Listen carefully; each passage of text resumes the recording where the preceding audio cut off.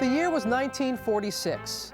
William "Red" Holzman was fresh out of the armed services, and he found that America, for the first time in his life, had a legitimate professional basketball league.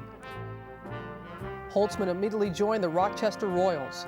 From the outset, he established himself as one of the NBA's best shooters and savviest playmakers. But it was the Minneapolis Lakers who had emerged as the first dominant NBA team.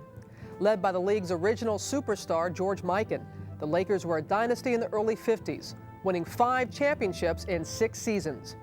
In 1951, the Lakers faced the Royals in the finals, and Rochester coach Lester Harrison turned to an aging point guard with the series on the line.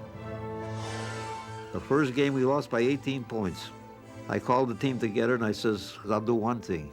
If we lose the game, I'll take the responsibility. Just blame me, what I'm going to do. Red Holzman was at the end of his career, and I said, I'm going to start Red Holzman.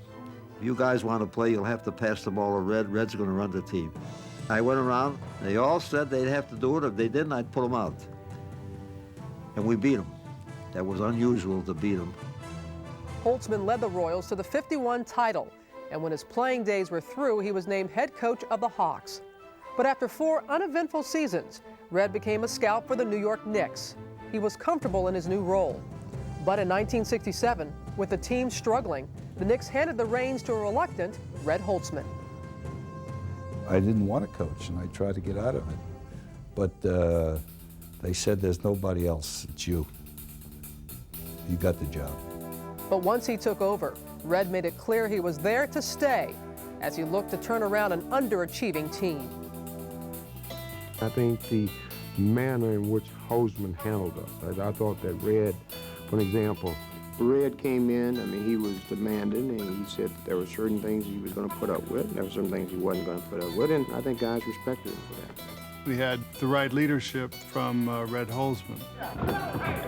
I remember the first 23 days that he was the coach, we practiced 23 days, 3 to 4 hours each day, and he got his point over. Red had one philosophy about the things we did. He said, you play defense the way I want you to play. Holzman's genius for that team was stressing the defensive cohesion. Every night having us work together on the defense. The commitment to playing defense as a team extended to the offensive end as well. Holzman's philosophy of teamwork and unselfishness would become the foundation of the Knicks' success. When they're on the floor, they hit that free man, and if someone's got a better shot or a better play, they go to him. And you can't replace team play with ability or anything else. The chant of hit the open man became our theme, you know, because the ball was moving around 5, 6, 7 times to find an open guy. By the 1970 season, it had all come together as Holzman had molded the Knicks into the league's top team. They set an NBA record with 18 consecutive victories and steamrolled into the finals. There they faced the Los Angeles Lakers with 3 of the game's greatest superstars, Jerry West, Elgin Baylor, and Wilt Chamberlain. But when Knick captain and league MVP Willis Reed went down with an injury in Game 5, it appeared the team's championship hopes had gone down with him. Reed's status for the decisive 7th game was in doubt, and as game time approached, the only certainty was that Red Holzman's team concept would be put to the ultimate test. Jack, 19,500 fans here in New York City have yet to see Willis Reed at this hour of the evening. Could you win without him? Execute a miracle. The Lakers are a very, very tough ball club with or without Willis. So in any case, it's going to be a tough job, even if he was at 100% capacity. Holzman, as he does, handle it in a cool fashion. Don't worry about it. Just do the right things on defense. Make sure we hit the open man, take good shots, okay? You know, let's don't just worry about the things we can control.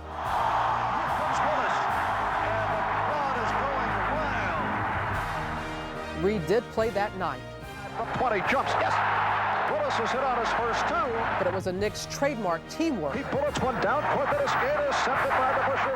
And smothering team defense. Leads Reed, driving shot is good. That spearheaded their victory, as the Lakers never had a chance.